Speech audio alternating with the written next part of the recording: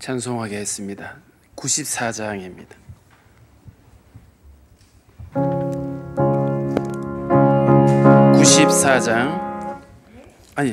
맞습니다. 94장.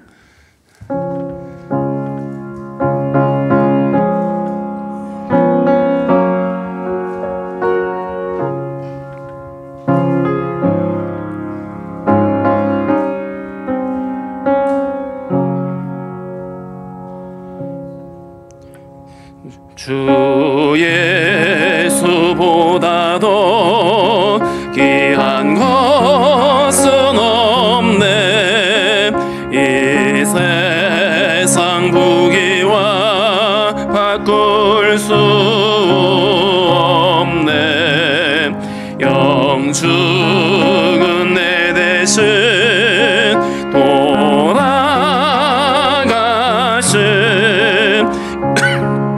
올라온 사랑 잊지 못해. 세상 즐거움 다 버리고 세상 자랑 다 버렸네. 주 예수보다도 귀한 것은 없네. 예수밖에는 없네. 주 예수보다도 귀한 것은 없네. 이 세상 명예와 바꿀 수 없네. 이전에 즐기던 세상 일도 주 사랑하는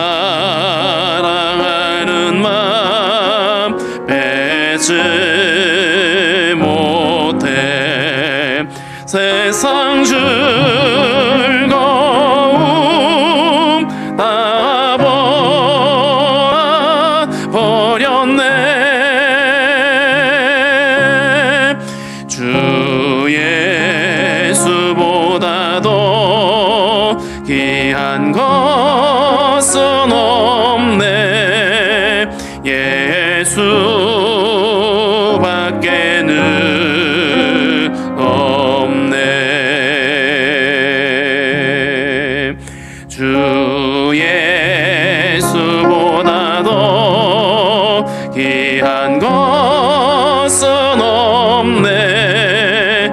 이 세상 행복과 바꿀 수 없네. 유혹과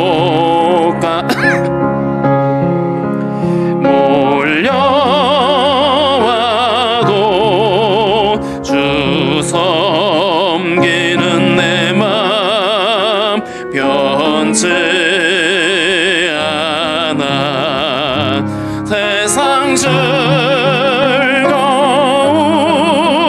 다 버리고 세상 자랑 다 버렸네. 주 예수보다도 귀한 것은 없네.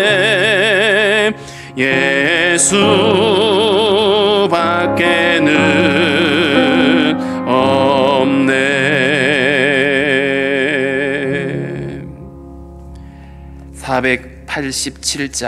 487장입니다.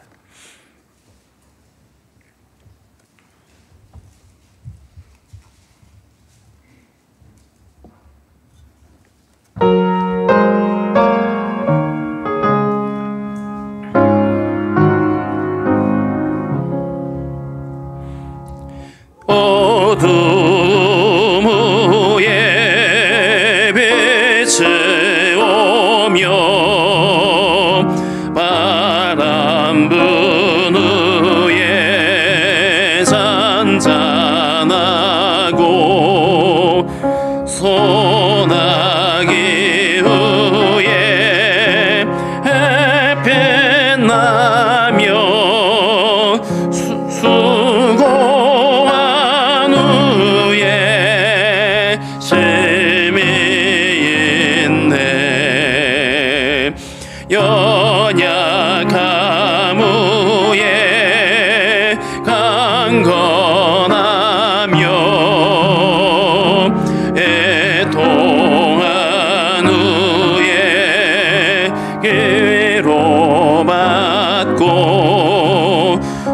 눈물 난 후에 웃어 믿고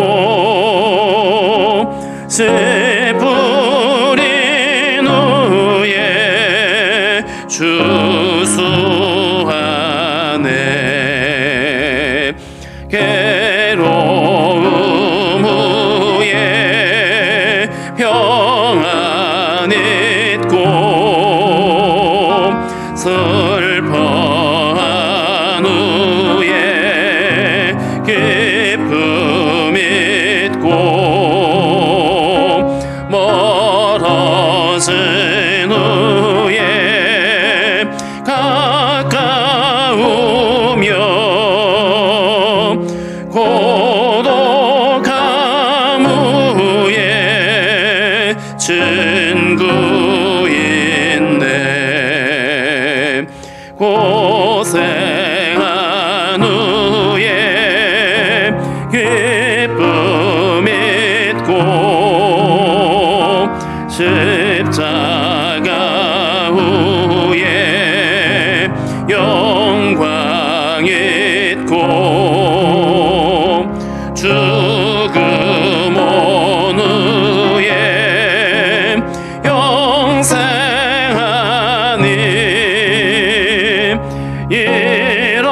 이러한 도가 진리로다.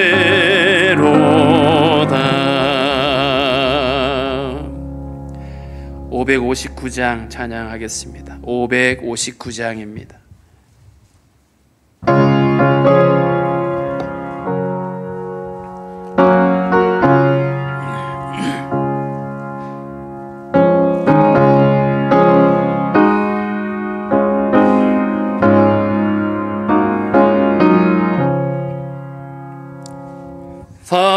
사철의 봄바람 불어있고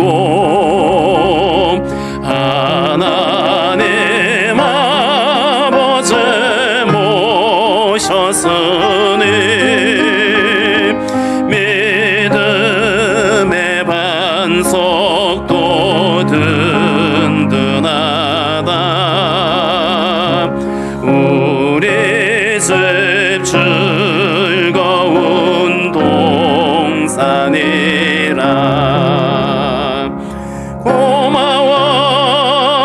고마워라 임마누엘. 예수만 섬기는 우리 집 고마워라 임마누엘. 복되고 즐거운 하루하루.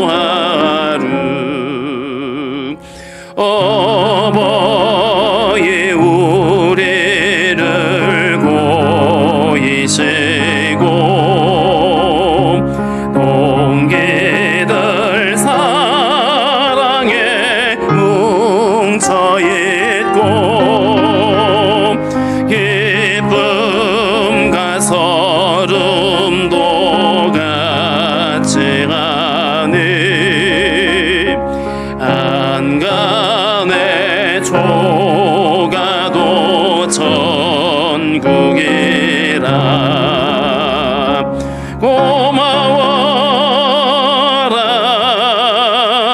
임마누엘. 예수만 섬기는 우리 집 고마워라 임마누엘. 복되고 즐거운 하루하루. 아침과 저녁에 수고하여 나같이 일하는 식구가 안상에 둘러서 먹고 마셔 여기가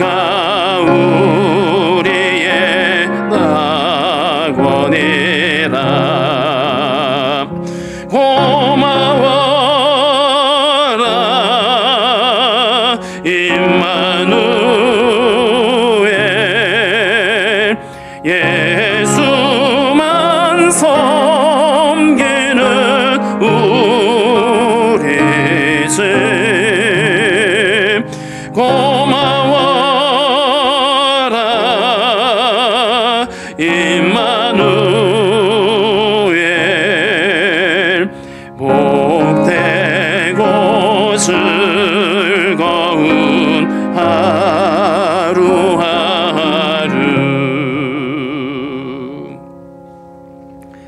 우리 같이 한번 기도할 텐데요. 기도에 올라오기 전에 파키스탄에 있는 선교사님이 긴급 기도 제목을 보내주셨습니다. 그러면서 이 금요 기도회에 같이 기도해 달라고 부탁을 하셨는데요. 제가 한번 읽어보겠습니다. 인도와 파키스탄이 계속 교전을 하는 상황이고 어제는 파키스탄 몇 개 대도시에 드론 공격이 있었습니다. 아직은 어떻다 말하기 어려운 상황입니다.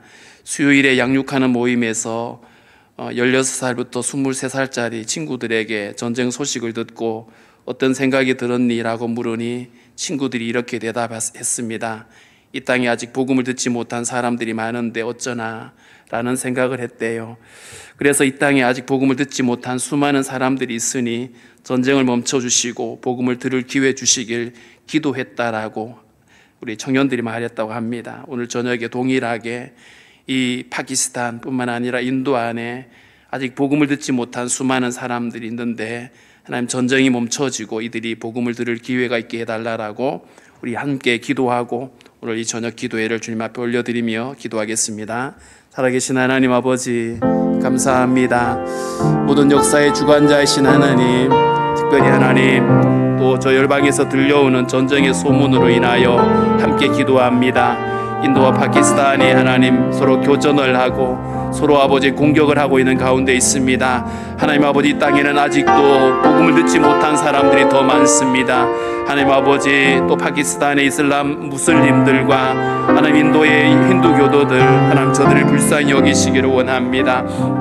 하나님 아버지 이 땅에 전쟁이 멈춰지게 하여 주옵소서. 복음을 듣지 못한 사람들이 너무나 많이 있습니다. 전쟁이 멈춰지고 이들이 복음 들을 기회를 얻을 수 있도록 주님 인도해 주시기를 원하고 기도합니다. 하나님 아버지 이 땅을 놓고 기도하는 모든 선교사님들의 수고와 눈물과 기도를 들으시고 응답하여 주시옵소서. 이 땅의 교회들이 다시 일어나게 하시고 이들도 위해서 기도할 수 있도록 은혜를 주시기를 원합니다. 주님 함께하여 주시옵소서.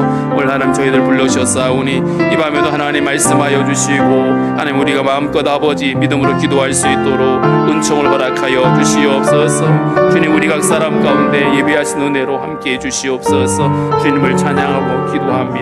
주님 함께하여 주시옵소서. 감사합니다. 주님 살아계신 하나님, 역사의 주관자이신 하나님, 오늘도 저희들에게 기도의 자리로 인도해 주시니 감사합니다. 주님 열방에서 전쟁의 소문이 그치지 않고 있습니다. 러시아와 우크라이나 전쟁은 더 격화되고 있고 하나님 이스라엘과 하마스와의 전쟁도 그치지 않고 있습니다. 이런 와중에 하나님 인도와 파키스탄 간에 또 교전이 일어나고 서로를 향한 공격들이 시도되고 있는 가운데 있습니다. 주님 특별히 이 땅에는 아직 복음을 들어보지 못한 사람들이 너무나 많이 있습니다. 이 땅에는 청년들의 그 마음의 안타까움대로 주님 전쟁을 멈춰주시고 이곳에 있는 많은 사람들이 예수 그리스도의 복음을 들을 기회를 얻을 수 있도록 인도하여 주옵소서. 이 땅에서 중보하며 기도하는 선교사님들과 그 땅에 있는 교회들을 주님께서 붙잡아 주셔서 하나님 아버지 참으로 하나님의 일하심을 보게 하시고 마지막 때를 준비하시는 하나님의 열심들을 보게 하여 주옵소서. 오늘도 저희들 불러주셨사오니 이 밤에도 예배하신 은혜로 우리 각 사람 가운데 말씀하여 주시옵소서. 감사하고 예수님의 이름으로 기도합나이다. 아멘.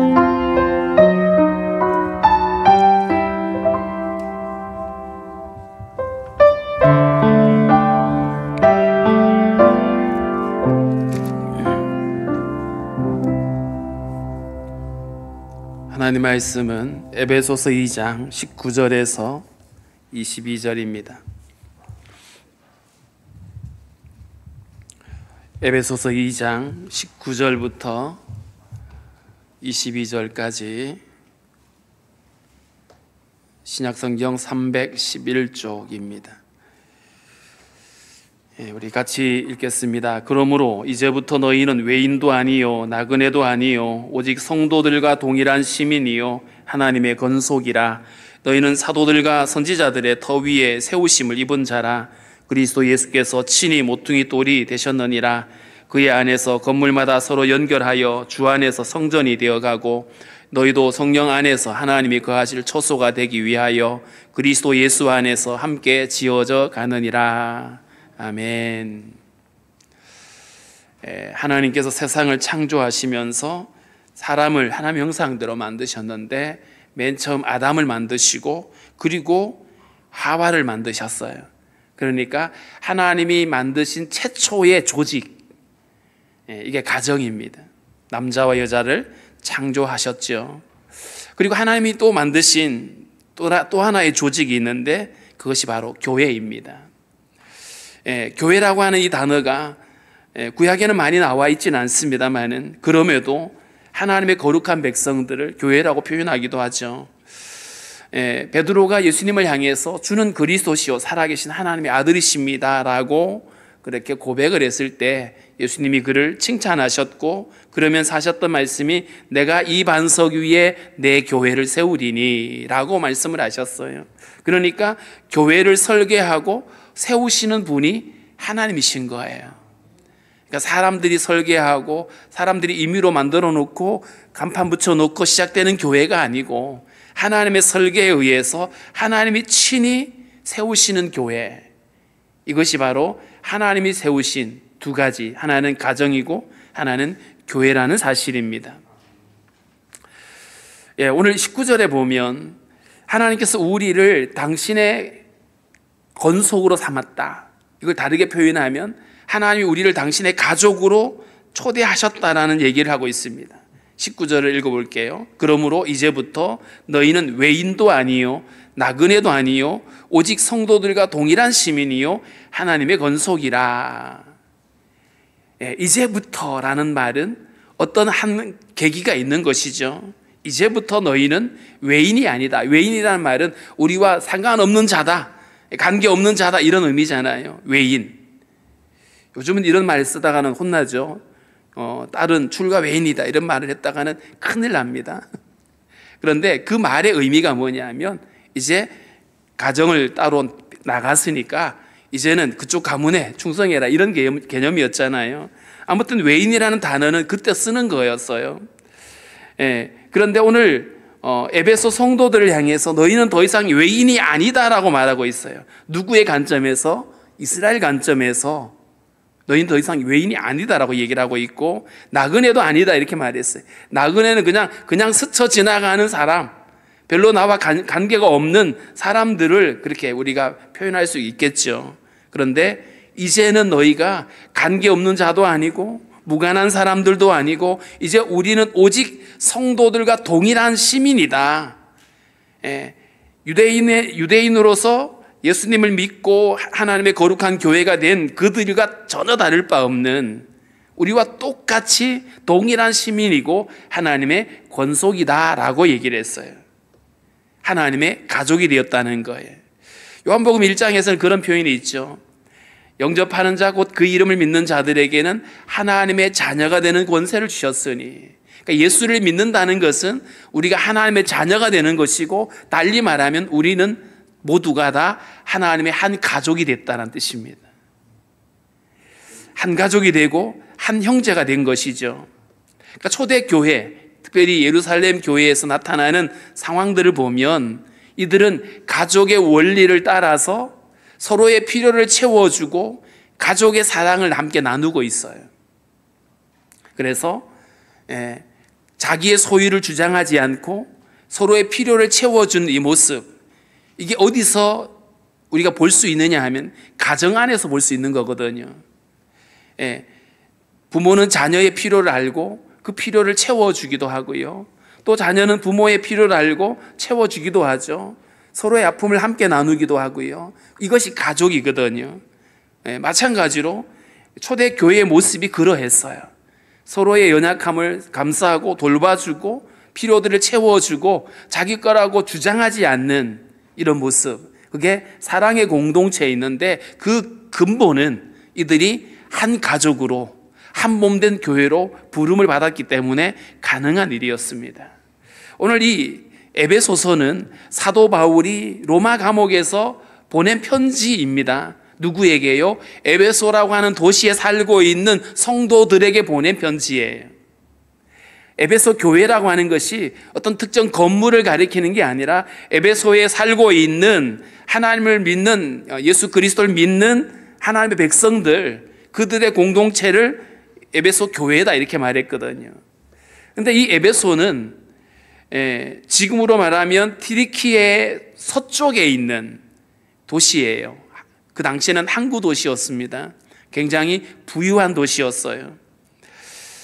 그런데 이스라엘은 거기에서 수천 킬로 떨어져 있잖아요. 그러니까 이방인들로 구성되어 있는 교회입니다. 그러니까 이들이 처음부터 하나님의 가족이라고 여겨졌냐 하면 그렇지는 않겠죠. 그러니까 육체적으로 말하면 이들은 이방인들이었습니다. 유대인들은 자기들은 하나님이 택한 백성이고 나머지 자들은 이방인이라고 표현했어요. 그러니까 이방인들은 하나님의 은총에서 배제되었다라고 믿고 있었거든요. 이방인들. 그래서 유대인들은 어떤 표현을 많이 썼냐 하면 이방인을 가리켜서 할례받지 못한 자들, 무할례자들이라고 폄하했거든요. 그러니까 이 에베소 성도들이 유대인들의 입장에서 보면 이들은 이방인이었고 이들은 할례받지 않는 사람들에 불과했습니다. 에베소 2장 12절 13절 우리 같이 한번 읽어보겠습니다. 12절 13절입니다. 그때에 너희는 그리스도 밖에 있었고 이스라엘 나라 밖의 사람이라 약속의 언약들에 대해서는 외인이요 세상에서 소망이 없고 하나님도 없는 자이더니 이제는 전에 멀리 있던 너희가 그리스도 예수 안에서 그리스도의 피로 가까워졌느니라. 아멘. 여기서 그때라고 표현했어요. 12절에. 여기서 그때는 예수님을 알기 이전이란 뜻이죠. 예수님 믿기 이전입니다. 이전에는 이들이 이스라엘 나라 밖의 사람들이었다. 그러니까 이방인이었다는 뜻이죠. 그리스도 밖에 있었다. 그리스도를 알지 못했으니까요. 그리스도가 자기들을 위해서 십자가 지셨다는 사실을 전혀 알지 못했습니다. 그러니까 그리스도 밖에 있었고 이스라엘 나라 밖의 사람들이었다. 뿐만 아니라 약속의 언약들에 대하여는 외인이었다. 하나님께서 백성들에게 주셨던 그 수많은 약속들이 있잖아요. 그 언약들이 있잖아요. 그런데 그 언약이 자기들과는 무관하게 여겨지는, 그러니까 약속에 대해서는 외인이었다라고 말했어요. 세상에서는 소망도 없고 하나님도 없는 자들이었다. 자, 그런데 이 말씀하고 지금 19절이랑 비교해 보면 상황이 완전히 반전이 되죠. 이제부터 너희는 외인이 아니다. 약속의 언약들에 대해서도 더 이상 외인이 아니다. 그리고 나그네도 아니다. 동일한 시민이고 똑같이 하나님의 건속이다 라고 말했어요. 예수 그리스도를 믿음으로 하나님의 자녀가 된 우리들은 그 출신이 어떠하든 상관없이, 그가 어떤 것을 할 수 있고 무엇을 소유했는지에 상관없이 모두가 똑같이 다 동일한 하나님의 건속이다, 이 사실을 말해주고 있어요. 사실 어떻게 보면 유대인들이 더 우월하다고 여겨질 수 있잖아요. 왜냐하면 거기서 시작되었으니까. 자, 그런데 분명한 것은 처음부터 하나님은 유대인들에게만 특혜를 주고 나머지는 2등 시민으로 주님이 차별하신 게 아닌 거예요. 똑같이 예수 안에서 한 몸이 되고 한 성도가 되고 하나님의 가족이 되었다라고 이렇게 말씀을 하고 있는 것입니다. 그래서 세상에서는 소망도 없고 하나님도 없던 우리들, 굳이 우리가 여기 에베소 성도들, 이방인들 할 것 없이 우리를 생각해 보면 돼요. 우리도 똑같은 자들이었어요. 그리스도 밖에 있었고 이스라엘 나라 밖의 사람들이었고 약속의 언약에 대해서는 외인이었고 세상에서 소망도 없고 하나님도 없이 살아가던 우리였잖아요. 그런 우리가 복음을 듣게 되고 그 복음으로 이제 예수를 믿어서 하나님의 자녀가 된 거예요. 그러면 이 대한민국에서 하나님의 자녀들이 된 사람들하고 이스라엘 혈통을 가지고 있는 하나님의 자녀들하고 다를까요? 그렇지 않다는 거예요. 동일한 성도 시민이고 동일한 하나님의 권속이다, 이렇게 말씀을 하고 있습니다. 그 근거는 어디에 있냐 하면 그것이 바로 예수 그리스도의 피라고 말했어요. 그리스도의 피로 가까워졌다. 전에는 멀리 떨어져 있었고 서로 원수되어져 있었고 서로의 장벽이 있었어요. 그런데 그 장벽들이 다 허물어진 것이 예수 그리스도의 십자가예요. 그래서 14절에 보면 둘로 하나를 만드시고 가운데 가로막혔던 그 담을 자기 육체로 헐어버렸다, 이렇게 말했거든요. 예수님이 십자가에서 못 박혀 죽으실 때에 성전의 휘장도 찢어졌지만 그것은 단순히 하나의 상징적인 의미에 불과했던 거예요. 하나님과 우리 사이에 그 죄의 장벽도 찢어졌고 나라와 나라 사이에, 인종과 인종 사이에 그 가로막혀 있던 담들이 예수 안에서 다 허물어졌다는 거예요. 그래서 이제는 대한민국 사람이든 중국 사람이든 일본 사람이든 예수 안에서는 다 우리가 한 형제고 한 가족이 되었다라고 말씀을 하고 있는 것입니다. 이러한 감격스러운 반전이 결국 그리스도의 피로 가능했다라고 이야기를 하고 있는 것입니다. 그래서 우리는 예수 그리스도의 피로 하나님의 한 가족으로 초대받은 거예요. 그게 우리가 교회라고 표현하고 있는 것입니다. 20절에 너희는 사도들과 선지자들의 터 위에 세우심을 입은 자라. 그리스도 예수께서 친히 모퉁이 돌이 되셨느니라. 사도들과 선지자들의 터 위에 세우심을 입었다. 교회는 갑자기 어느 날 갑자기 뚝 떨어진 게 아니에요. 하나님이 창세 때부터 아담을 지으실 그때부터 하나님이 우리 가운데 계획하셨던 것들이거든요. 그런데 그것이 선지자들을 통해서 예언되어지고 또 사도들을 통해서 증거되어진 것들인데, 사도들과 선지자들의 그 터 위에 예수 그리스도로 말미암는 그 구원의 은혜를 기초로 해서 교회가 세워진 거예요. 그래서 너희는, 에베소 교회를 가리켜서 사도들과 선지자들의 터 위에 세우심을 입은 자들이다 라고 말했고요. 그리스도 예수께서 친히 모퉁이 돌이 되셨느니라. 이 모퉁이 돌은 예전에는 돌로 집을 지을 때 제일 먼저 큰 돌을 하나 딱 자리 잡죠. 그리고 나서 그 돌에 붙여가지고 담을 쌓기 시작하잖아요. 그래서 벽이 되고 집이 되는 거예요. 그러니까 기초돌 혹은 머릿돌 혹은 모퉁이 돌, 이런 표현을 쓰고 있는데 예수 그리스도가 교회의 기초인 거예요. 이걸 다르게 표현하면 예수께서 그리스도께서 교회의 머리가 되셨다, 이런 의미입니다. 우리가 이런 말 많이 들었잖아요. 교회는 예수 그리스도가 머리가 되시고 우리는 그의 몸이 된다, 이렇게 얘기를 하잖아요. 그러니까 교회의 머리 되신 예수, 그리고 우리는 그 머리 되신 예수님께 붙어있는 한 몸이다, 이렇게 말했어요. 특별히 가정이든 교회든 동일하게 하나라고 하는, 한 몸이라고 하는 것이 강조되고 있습니다. 아담을 만드시고 하와를 지으신 하나님이 하와를 아담에게 데려가셔서 부부가 되게 하시죠. 그래서 남자가 부모를 떠나 그 아내와 한 몸이 된다, 이렇게 말했잖아요. 그죠? 하나가 되는 거예요. 마찬가지로 우리를 교회로 부르셨는데 그리스도와 함께 연합하여 한 몸이 되게 하신 겁니다. 그리스도께서 모퉁이 돌이 되셨다. 대제사장들은 예수님을 배척했어요. 그래서 이런 표현이 있죠. 건축자들이 버린 돌이다, 이렇게 표현했어요. 건축자들은 당시에 종교 지도자들이었어요.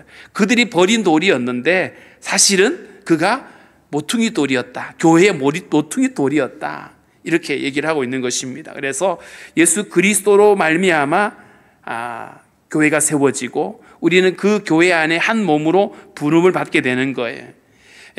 특별히 바울은 교회가 하나됨을 강조하기 위해서 교회를 하나님의 가족이라고 표현을 하고 있고요. 모퉁이 돌에 서로 연결되어서 함께 지어져 간다라고 표현을 했어요. 마치 우리가 각자의 우리가 벽돌이 되어서 예수 그리스도에게 맞물려 가지고 지어져 가는 것처럼, 거대한 하나의 집이 지어지는 것처럼 교회가 그렇게 함께 세워진다라고 말씀을 하고 있습니다. 그러면 대한민국의 교회든 중국의 교회든 미국의 교회든 할 것 없이 모두가 다 그리스도 안에서 한 몸으로 지어져 가는 거죠. 그래서 우리는 예수 그리스도를 한 몸으로, 한 머리로 두고 우리가 함께 하나의 몸이 되었다. 자, 이렇게 강조를 합니다. 자, 그렇다면 신자들에게는 두 종류의 가족이 있다고 말할 수 있어요. 그러니까 첫 번째는 혈통으로 이어진 가족입니다. 그래서 할아버지, 할머니, 부모님, 또 그다음에 형제들, 혈연으로 세워진 가족이죠. 뿐만 아니라 영적 가족이 있습니다. 이것은 바로 교회인 것이죠. 예수 그리스도의 피로 세워진 하나님의 그 공동체, 하나님의 거룩한 가족들, 이게 우리에게 허락되어진 교회인 것이죠. 그래서 교회와 가족은 하나님께서 친히 설계하고 친히 세우신 조직이다. 그렇기 때문에 같은 원리로 돌아가는 거예요. 가정도 사랑으로 하나됨으로 돌아가게 되는 것처럼 교회도 마찬가지입니다. 하나님이 정리해 놓으신 질서를 따라서 교회가 함께 세워져 가고 함께 움직여지게 되어지는 것입니다. 그래서 가정이든 교회이든 그 중심에는 예수 그리스도가 있어야 됩니다. 가정은 교회와 별것이다. 아니, 그렇지 않아요. 왜냐하면 우리 모두가 다 하나님의 형상대로 지음을 받았고, 죄로 인해서 우리가 예수 그리스도로 말미암아 회복되어져야만이 되니까, 그래서 가정이든 교회든 그 중심에는 예수 그리스도가 있는 거예요.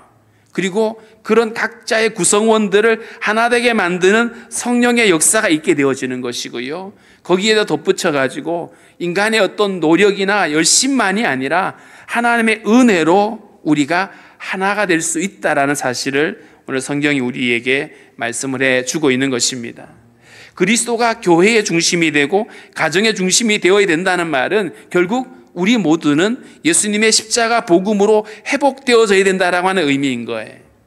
하나님의 형상을 따라서 남자와 여자가 창조되었었잖아요. 그런데 그 남자와 여자가 창조되었는데 그들에게 죄가 들어오고 나서 그들은 하나님을 예배할 수 없게 되었고, 그리고 그 삶의 존재의 목적과 가치를 잃어버렸어요. 그래서 땀 흘려 수고하는 모든 수고의 목적이 무엇을 먹을까 마실까 입을까에 관심을 두게 되는 거예요. 그러나 원래 하나님이 가정을 설계하신 것은 거기 있지 않아요. 이 가정을 통해서 하나님의 영광이 흘러가기를 원했던 거예요. 생육하고 번성하여 땅에 충만하듯이 하나님의 영광을 가진 주의 백성들이 하나님의 영광을 마음껏 흘려보내기를 원하시는 것이 하나님이 사람을 창조하신 목적이었거든요. 그러기 위해서는 이제 우리 안에 이 죄의 생명이 해결이 되어지고 예수 그리스도로 우리가 거듭남으로 인하여 이제 우리가 진정한 그 하나의 원래 창조의 목적을 회복해 갈 수가 있다라는 사실입니다. 그러기에 우리의 가정은 무엇보다도 예수 그리스도가 우리 가정의 중심이어야 되고 모퉁이 돌이 되어져야만 합니다. 예수님이 우리 삶의 출발점이 되는 거예요.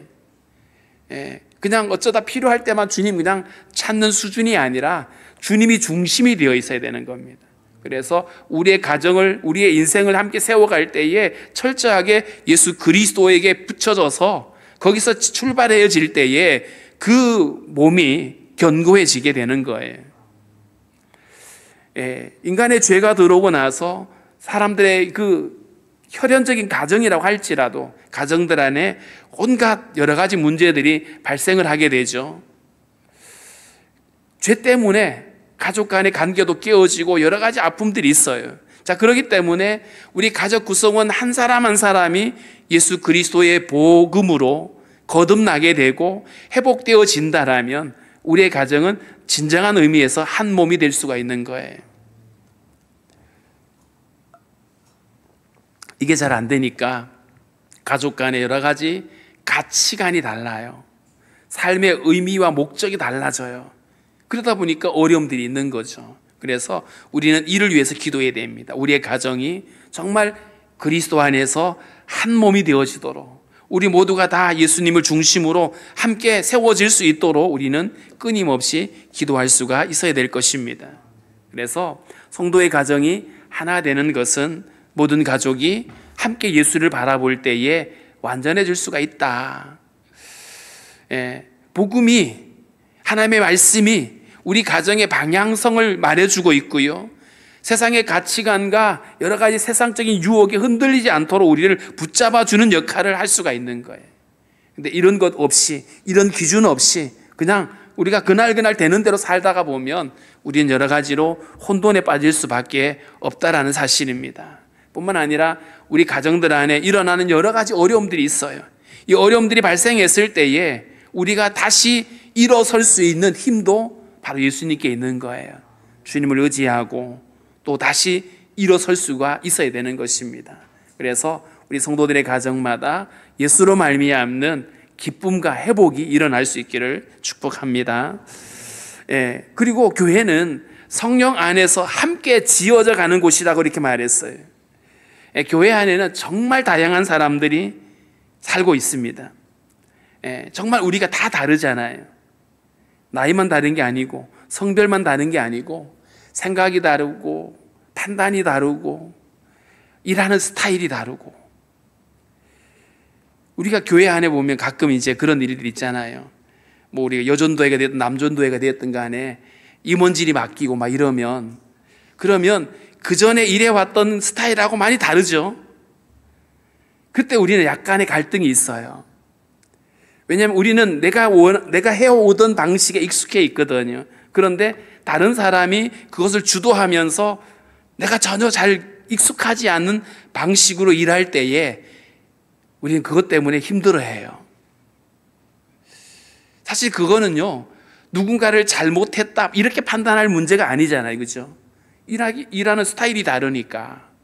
일하는 스타일이 다른데 내가 원하는 스타일로 막 해달라고 그러니까 누가 어렵냐면 자기가 어려운 거예요. 그래서 우리는 누군가를 바라볼 때 좀 너그럽게 볼 필요가 있습니다. 아, 저 사람은 저런 방식으로 일하는구나. 아, 저 사람은 저런 식으로 말하는구나 라고 생각을 하면 한결 편하게 되고요, 오해를 줄일 수가 있어요. 사실 우리 안에 많은 여러 가지 갈등이나 이런 것들은 오해에서 출발이 되거든요. 근데 그 오해를 풀 수 있는 것은 먼저 우리가 상대방의 스타일을 먼저 인정해주고, 혹시라도 우리가 그럼에도 불구하고 뭔가 마음이 상한 일이 있다라면 한번 물어봐야 돼요. 그 사람의 의도가 뭔지. 왜냐하면 오해할 수 있는 거거든요. 그 사람은 이렇게 말했는데 듣는 사람이 저렇게 들을 수 있거든요. 그러면 우리가 바로 오해하고 그 사람을 막 미워하고 판단하기 전에 그 사람이 그런 의도로 말한 것인지, 내가 받아들인 대로 그렇게 의도대로 말한 게 맞는지를 확인해 보면 좋아요.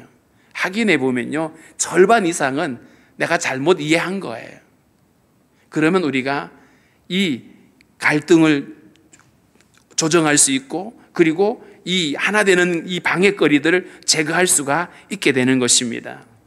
에베소 4장 3절을 보겠습니다. 에베소 4장 3절 같이 있습니다. 평안에 매는 줄로 성령이 하나 되게 하신 것을 힘써 지키라. 아멘.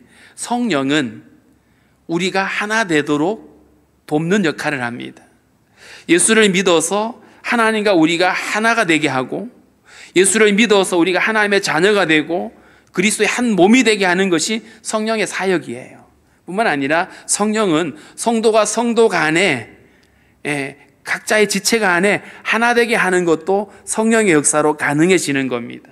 그래서 우리 안에 가로막혀 있는 모든 종류의 담벼락들을 성령께서 허물어내시고, 우리는 성령을 따름으로 인해서 우리가 하나 되어질 수가 있어야 되는 것입니다. 특별히 교회가 하나 되기 위해서 비결이 있어요. 예수님을 제쳐놓고 우리끼리 어떻게 잘 해보자 하면요, 절대로 하나로 안 됩니다. 교회가 하나 될 수 있는 유일한 비결은 우리 각자가 예수와 먼저 가까워지는 거예요. 이 컵이 가운데 있어요. 가운데 있고 우리 모두가 이 주변에 있다고 생각해 봐요. 근데 이 컵이 예수님이라고 말했을 때 각 사람이 예수님과 가까이 가면 갈수록 모두가 다 가까워지는 거예요. 그렇죠? 내가 예수님과 멀어지면요, 상대적으로 다 멀어지는 거예요. 예. 교회가 하나 되지 못할 때, 혹시 우리 안에 여러 가지 어려움이 있고 힘든 어떤 감정들이 있을 때 가장 먼저 점검해 봐야 될 것이 나와 하나님과의 관계는 문제가 없는지, 나는 정말 주님께 가까이 와 있는지를 생각해 보면 좋을 것 같아요. 그러면 우리 모두가 다 그렇게 주님께로 가까이 가면 갈수록 우리 안에 그 멀어졌던 그 감정들이 하나로 모여지는 거예요.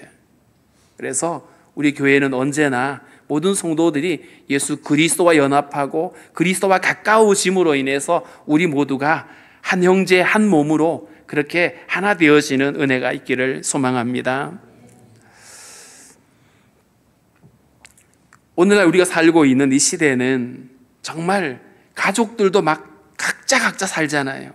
핵가족이라 그래가지고, 어르신들은 어르신들대로 살고 젊은이들은 젊은이대로 살고, 예전엔 다 한 집에 살아가지고 막 지지고 볶고 이렇게 살았는데 요즘은 그게 안 되죠. 또 어떤 사람은 이제는 핵가족 시대가 아니라 탈가족 시대다 이렇게 말하더라고요. 뭐예요? 그냥 가족을 아예 그냥 떠나버리는 거예요. 무관하게 생각하는 거예요. 다 귀찮은 거예요. 자기 중심적인 삶을 사는 세상이 돼버렸어요.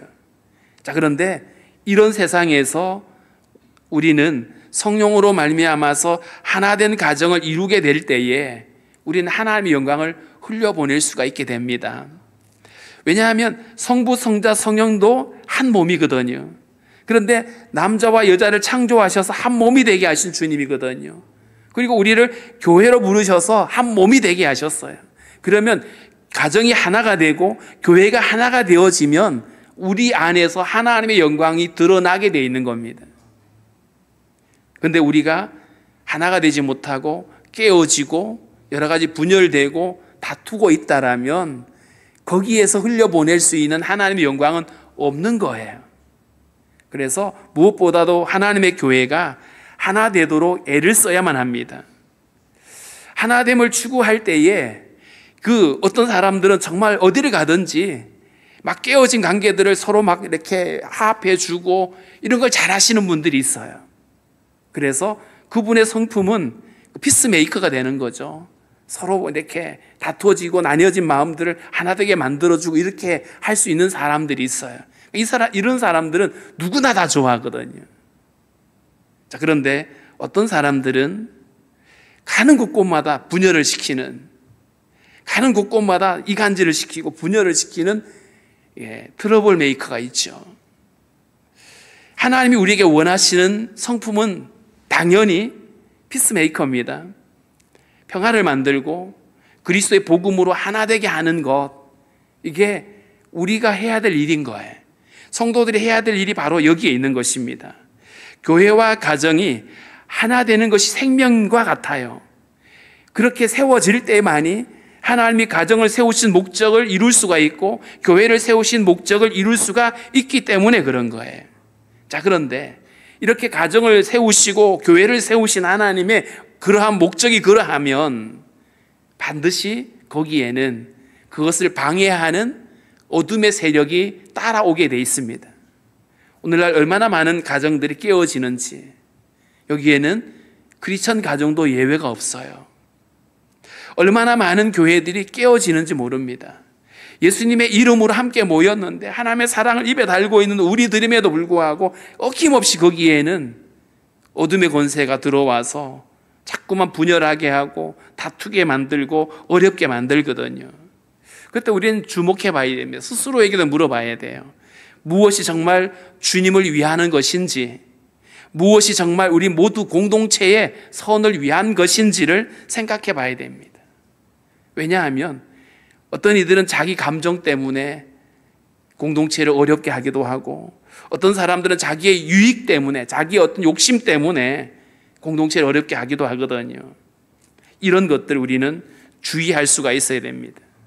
사단은 끊임없이 우리 인간의 죄성을 부추겨요. 성령께서는 우리 안에 성령의 성품을 따라서 성령의 열매를 맺게 하고 그것으로 하나 되게 만들고 한 몸이 되게 만드는데 우리의 죄의 생명은 끊임없이 그것을 이간질하고 깨트려 버립니다. 그래서 하나 되는 것을 방해하게 되는 거예요. 아가서 2장에 보면 그렇게 부부가 사랑으로 하나 되어지는데 근데 거기에 이런 말이 있어요. 포도원을 허는 작은 여우를 잡으라고. 가정에 이런 하나됨을 깨뜨리는 작은 여우와 같은 우리가 경계해야 될 무엇이 있다라는 거예요. 교회도 마찬가지입니다. 교회가 하나됨을 깨뜨리는 작은 여우들을 우리가 쫓아내버려야 돼요. 그래야 교회가 사랑으로 하나가 될 수가 있는 겁니다. 그 작은 여우들이 뭘까요? 특정한 사람을 가리키는 게 아닙니다. 그 작은 여우는 우리 안에 끊임없이 일어나는 시기심인 거예요. 그리고 비방하는 말들인 거예요. 로마서 16장 17절을 보겠습니다.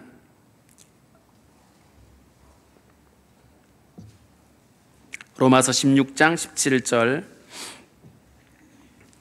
같이 있습니다. 형제들아 내가 너희를 권하노니 너희가 배운 교훈을 거슬러 분쟁을 일으키거나 거치게 하는 자들을 살피고 그들에게서 떠나라.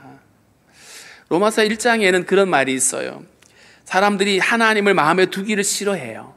그래서 나타나는 여러 가지 죄의 열매들이 쭉 나열이 되어 있는데 거기 보면 뭐 시기하고 살인하고 뭐 그다음에 거짓말을 하고 또 부모를 거역하고 이런 것들이 쭉 나오는데 거기에 어떤 단어들이 나오냐 하면 시기하고 비방하고 수근수근한다 그랬어요.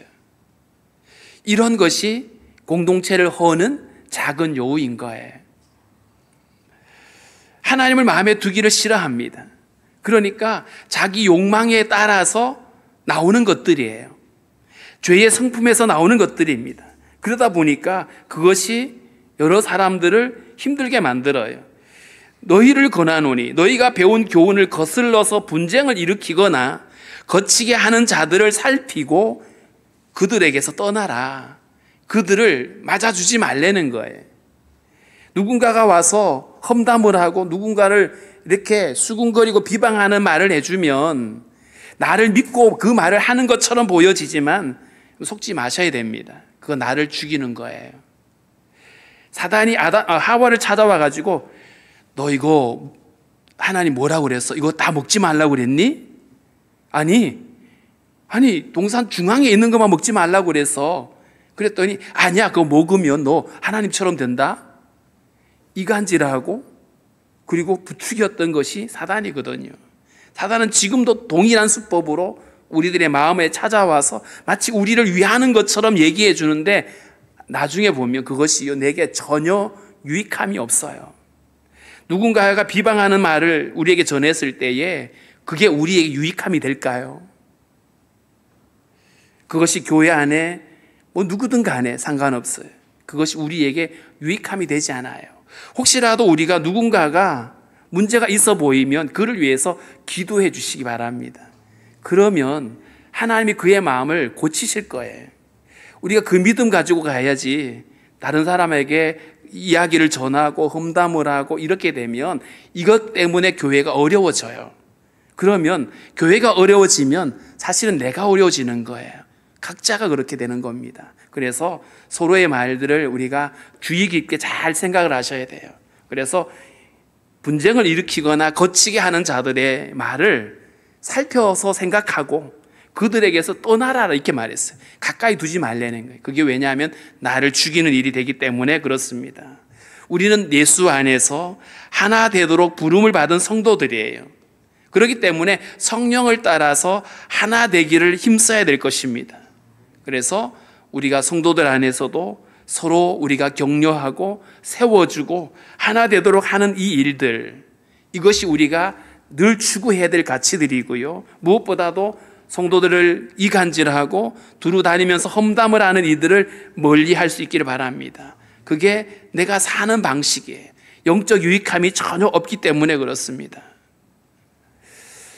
앞서 일하는 사람들이 허물이 많아요. 저도 마찬가지입니다.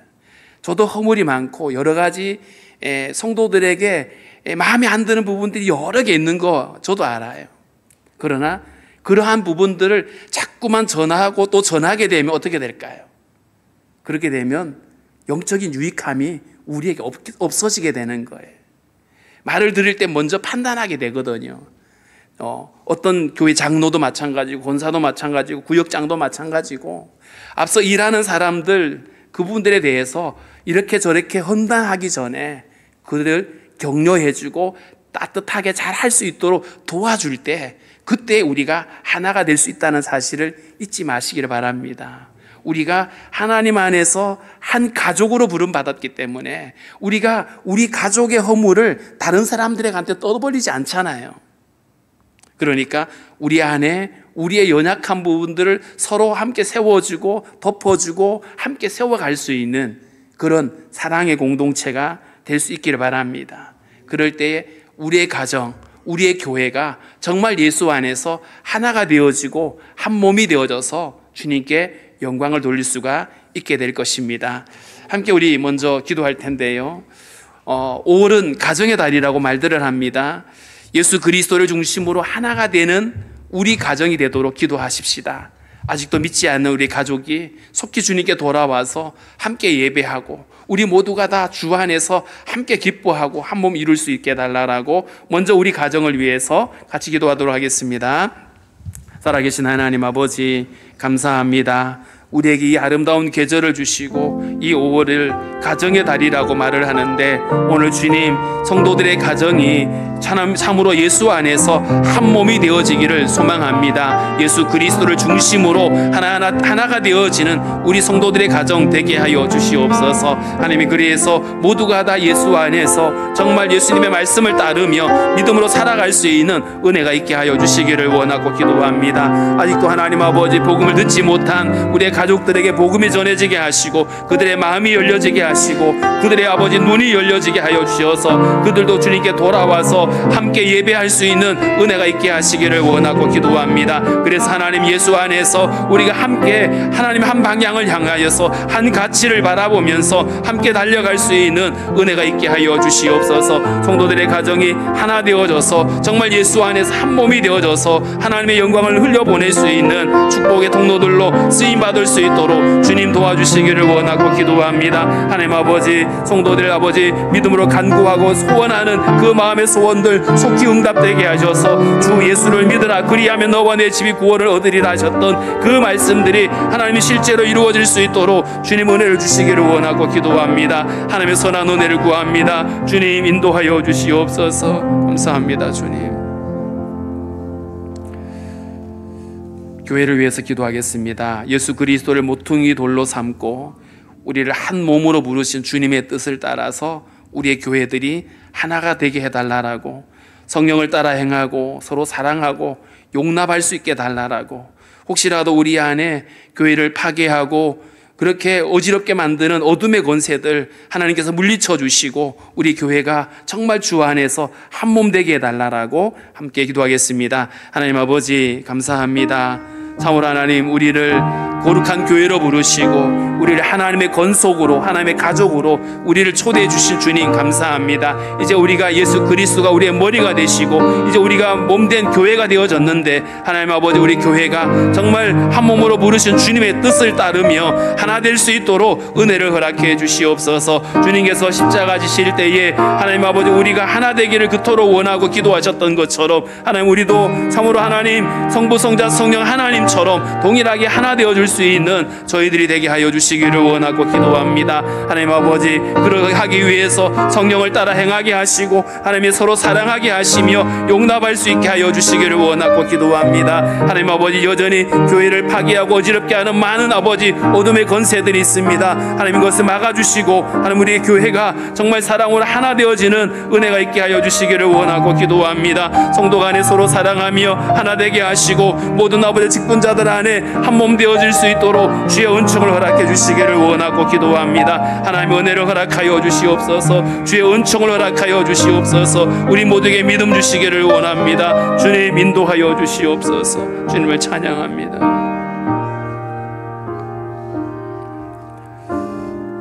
우리가 서두에도 기도했던 것처럼 우크라이나와 러시아의 전쟁이 그치게 해달라 기도하고요. 인도와 파키스탄의 분쟁이 속히 멈춰질 수 있도록 이스라엘과 하마스와의 전쟁도 마찬가지로 중단될 수 있게 해달라고, 이 절망스러운 상황에서 정말 그곳에 남아있는 주의 거룩한 백성들이 정말 간절히 소원하는 대로 전쟁이 멈춰지고 그들이 주님께 돌아올 수 있는 기회가 있게 해달라고, 복음을 들을 수 있는 기회를 허락해 달라고 다시 한번 기도하겠습니다. 하나님 아버지 감사합니다. 참으로 하나님, 모든 열방이 동일하게 십자가 복음으로 하나 되기를 원합니다. 그들의 가로막혀 있던 모든 죄의 장벽들이 허물어지게 하여 주시옵소서. 하나님 아버지, 십자가로 하나님 아버지 허물어내신 그 모든 것들, 인간의 죄악으로 욕심으로 다시 쌓는 일이 없게 하시고 주님 복음으로 함께 치유되어지는 은혜가 있게 하여 주시옵소서. 러시아와 하나님 우크라이나의 전쟁이 멈춰지기를 원합니다. 하나님 아버지, 이제는 전쟁을 중단하고 무너지고 파괴되어진 것들을 다시 복구할 수 있는 은혜가 있게 하여 주옵소서. 이스라엘과 하마스 간의 전쟁이 멈춰지기를 원합니다. 하나님 아버지, 무고한 아버지 인재들이 풀려나게 하시고 하나님 아버지, 무고한 생명들이 해치는 일들이 더 이상 일어나지 않도록 도와주시기를 원합니다. 아버지, 인도와 파키스탄의 그 감정적인 싸움이 전쟁으로 아버지 유발되고 있는 가운데 있습니다. 하나님 아버지, 모두가 멈출 수 있게 도와주시고 그곳에 남아있는 하나님의 교회들을 지켜주시고 하나님 아버지, 복음을 듣지 못한 영혼들에게 복음이 들려질 수 있도록 하나님 이 전쟁을 멈춰주시기를 원합니다. 하나님 인도하여 주시옵소서. 하나님의 은총 가운데 함께하여 주시옵소서. 주의 은총을 구합니다. 주님 인도하여 주시옵소서. 하나님의 선하심을 구합니다. 주님의 은혜를 허락하여 주시옵소서. 주님 인도하여 주시옵소서. 우리 나라와 민족을 위해서 기도하겠습니다. 우리가 한 민족으로 한 나라로 함께 부름을 받았는데 우리 사회가 너무나 분열되고 갈등 가운데 빠져 있습니다. 특별히 지도자를 세우는 이 일에 있어서 교만하지 않고 겸손한 사람, 거짓되지 않고 정직한 사람, 진실한 사람이 세워져서 정말 우리나라가 다시 한번 우리 다음 세대들에게 아름답게 좋은 세상을 물려줄 수 있게 해달라고, 하나님이 우리 민족의 죄악을 용서하시고 이 나라를 새롭게 해달라고 함께 우리 간절히 기도하겠습니다. 하나님 아버지 감사합니다. 하나님, 이 나라와 민족을 주님 앞에 올려드립니다. 하나님 아버지, 분열과 갈등 가운데 찢어지고 쪼개진 이 나라를 긍휼히 여겨 주시옵소서. 하나님 아버지, 남북이 분열되고 동서가 분열되고 아버지 좌우가 분열되는 가운데 있습니다. 주님, 이 나라를 불쌍히 여기시옵소서. 우리 안에 모든 탐욕과 모든 죄악들, 모든 거짓됨을 용서하여 주시기를 원하고 기도합니다. 하나님 아버지, 새롭게 지도자를 세워야 되는데 하나님, 교만하지 않는 자가 세워지게 하여 주옵소서. 겸손하여서 하나님을 경외하고 백성들을 섬길 수 있는 자가 세워지게 하여 주옵소서. 하나님 아버지, 거짓되지 아니하고 주님 정직한 자가, 진실한 사람이 세워져서 정말 이 나라가 후손들에게 아버지 하나님 정말 기쁘게 물려줄 수 있는 그런 나라 되게 하여 주시기를 원하고 기도합니다. 하나님 아버지, 참으로 모든 교회가 깨어나게 하시고 모든 백성이 깨어나게 하시고 진실을 보게 하시고 하나님 아버지, 정직함을 아버지 바라볼 수 있도록 이 나라에 다시 한번 공의와 정의가 회복되어지게 하여 주시기를 원하고 기도합니다. 주여, 우리 민족을 불쌍히 여겨 주옵소서. 주여, 우리를 버리지 마시고 주님, 우리를 붙잡아 주시고 우리나라를 다시 새롭게 하여 주시기를 원합니다. 주님, 우리를 불쌍히 여기시옵소서. 주여, 우리를 긍휼을 베풀어 주시옵소서. 주의 은혜를 구합니다. 주님, 인도하여 주시옵소서. 하나님, 함께하여 주시옵소서. 주님의 도우심을 구합니다. 주의 은혜를 허락하여 주시옵소서. 하나님 감사합니다. 교회가 깨어나게 하여 주시옵소서. 우리 다음 세대들을 위하여 기도하겠습니다. 우리 다음 세대가 정말 예수님을 알고 거룩한 세대로 다시 세워질 수 있게 해달라고, 우리 교육부서가 다시 활성화되어지고 더 많은 우리 다음 세대들이 돌아와서 말씀을 들을 수 있게 해달라고, 섬기는 우리 사역자들과 교사들 안에 주님 지혜와 믿음을 주어서 저들의 섬김으로 정말 다음 세대가 복음을 듣고 말씀 앞에 마음을 열 수 있는 은혜가 있게 해달라고 우리 교육부서를 위해서, 다음 세대와 자녀들 위해서 기도하겠습니다. 하나님 감사합니다. 참으로 우리에게 생명의 기업으로 우리 자녀들 맡겨주시고 우리 세대들에게 하나님 다음 세대를 맡겨주셔서 이들을 거룩한 세대로 양육하게 하시는 하나님, 참으로 이 시간 우리 다음 세대들을 위하여 기도합니다. 주님, 이들이 하나님을 알지 못하는 다른 세대가 되지 않게 하여 주옵소서.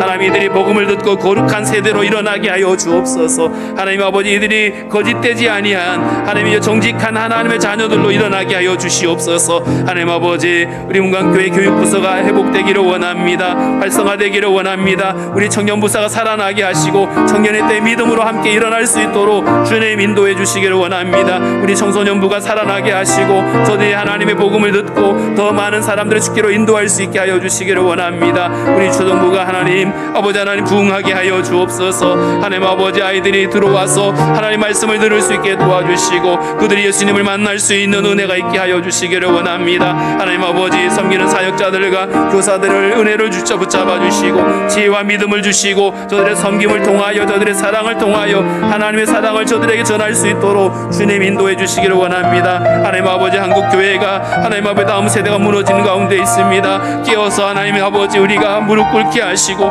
다음 세대를 살리는 일에 우리가 함께 헌신할 수 있도록 주님의 은혜를 허락하여 주시옵소서. 주님, 우리 안에 역사하여 주시옵소서. 주의 은혜를 구합니다. 주님, 인도하여 주시옵소서. 감사합니다. 주님. 우리 마지막으로 성도들의 가정과 또 기업을 위해서, 또 몸이 아파서 어려움을 겪고 있는 우리 성도들을 위하여 함께 기도하고 자유롭게 마치도록 하겠습니다. 살아계신 하나님 아버지, 감사합니다. 이 시간에 성도들의 가정과 기업을 주님 앞에 올려드립니다. 하나님 모시기 합당한 강정들 되게 하시고 어려움 가운데 있는 성도들의 가정과 기업이 하나님의 은혜로 회복되게 하여 주시옵소서. 때를 따라 놓으신 은혜로 함께 하시며 어려움이 없게 하시기를 원하고 기도합니다.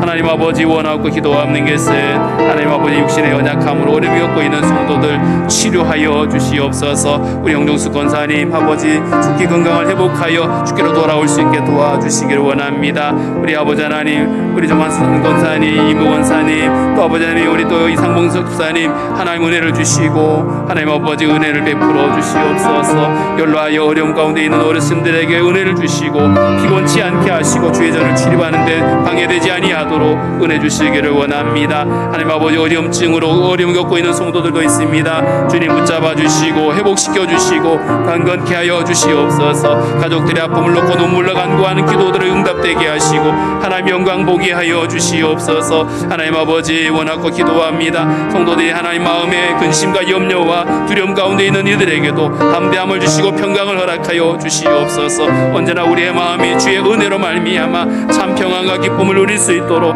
은혜를 허락하여 주시옵소서. 주님, 우리 안에 말씀하여 주시고 우리의 모든 기도가, 우리의 모든 간구가 주님 앞에 온전히 응답되어 줄 수 있도록 주님 도우시기를 원합니다. 주의 선하심 가운데, 주의 은혜 가운데 함께하여 주시기를 원합니다. 주님, 우리 안에 역사하여 주시옵소서. 주님, 우리를 불쌍히 여기시고 주의 은총 가운데 허락하여 주시옵소서. 주님을 찬양합니다. 주님 함께하여 주시옵소서.